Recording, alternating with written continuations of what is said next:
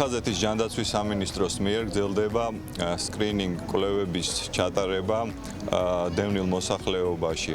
აღნიშნულ კვლევებში მონაწილეობას იღებს მაღალკვალიფიციური ექიმ სპეციალისტები სხვადასხვა მიმართულებით, როგორც დედაქალაქიდან, ასევე დევნილთა სამედიცინო დაწესებულებებიდან. აღსანიშნავია, რომ პანდემიის პირობებში მკვეთრად იკლო ბენეფიციარების მიმართვიანობამ პირველად ჯანდაცვის რგოლზე დღეს მალთაყვის დევნილთა ჩასახლებაში იგეგმება 200 დევნილამდე პირის გამოკვლევა.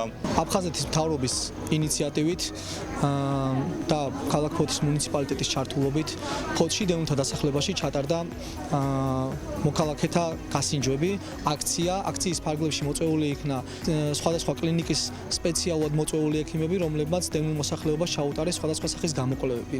მადლობას ვუხდი აფხაზეთის ჯანმრთელობისა და სოციალური დაცვის სამინისტროს, რომელიც მთავარი ინიციატორი და სულისჩამდგმელია მსგავსი აქციების.